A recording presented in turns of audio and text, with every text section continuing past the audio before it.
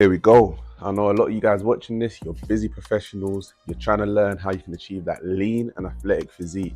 Today, some of you guys might be surprised, some of you might not be surprised, because we're going to talk about weightlifting and how that can help you achieve that lean and athletic physique. And when I say weightlifting, yes, I mean lifting heavy weights, not no light weights, 20 reps. We're talking about heavy weights, heavy squats, heavy deadlifts, heavy bench presses, shifting weight today. The reason I say a lot of you guys are going to be surprised is because when we talk about achieving that lean and athletic physique, I recognize that a lot of you guys, you don't want to become bodybuilders. And I'm not here, I don't talk about bodybuilding and competing and that kind of a thing. So when I say lifting heavy weights, it's a bit like, oh, why is he talking about lifting heavy weights? I thought we were trying to become lean and athletic. But you have to recognize that this is an important part of the process, not just an important, a critical part of the process if you want that lean and athletic physique. I was speaking to a client the other day, and he was telling me he didn't want to lift weights because he was worried that if he starts lifting weights, he'll become too big. He won't be able to compete. He does a lot of boxing, so I was worried about getting too big and ending up looking like a bodybuilder rather than an athlete. But you have to understand that is not the case. Look at Floyd Mayweather. Floyd Mayweather probably lifts more than 95% of you guys in the gym. And look how small he is. Look how lean and athletic he looks. Even still now, but even especially when he was boxing.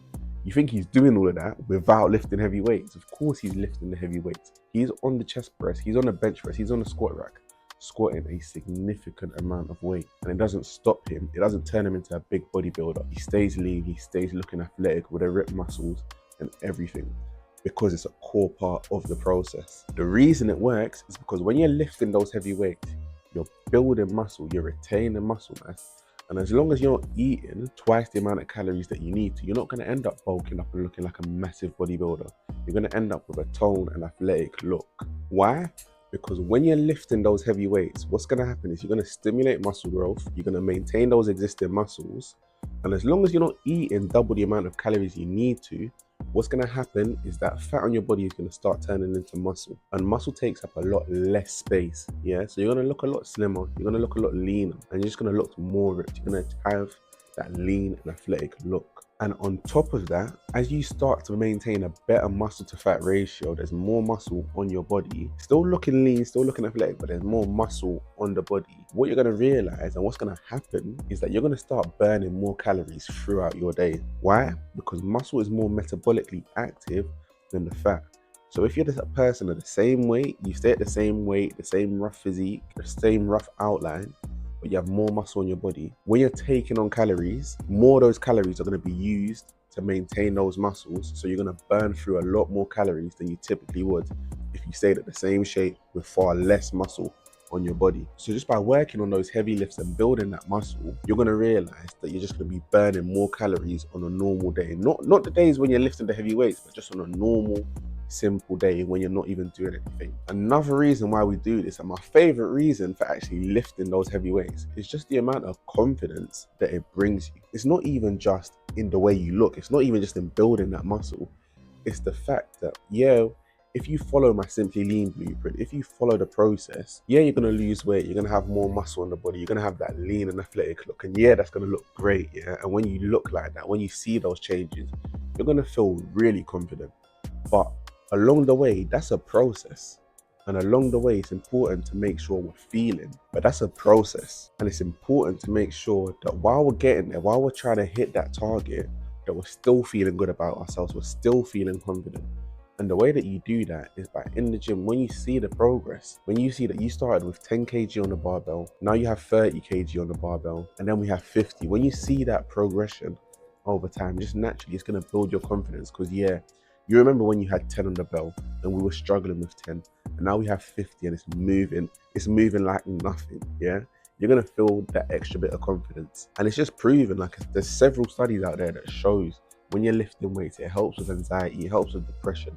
It just builds that confidence that you can then take into every other area of your life. You can take it into work, into business, into your client meetings, into that meetings with your manager, with your colleagues. You're just going to come across as a more confident person. No one needs to know you're in the gym pushing the weights, but yeah, it's just gonna show. You're gonna become a more confident person. Another reason why we lift weights is because of the impact it has on your brain. There's enough studies out there that show when you're lifting weights, it produces certain hormones that stimulate connections in your brain that enhance the cognitive function.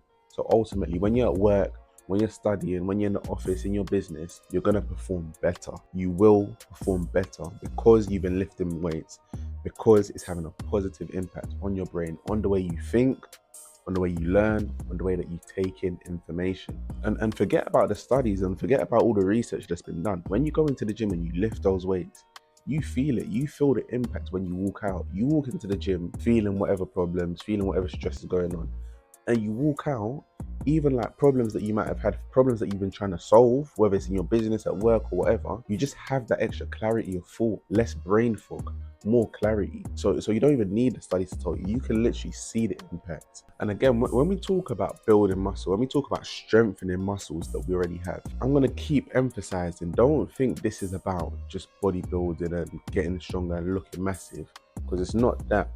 When we talk about muscles, you have to realize that everyday activities, even when I'm talking and I'm moving my hands, all of this is just taking.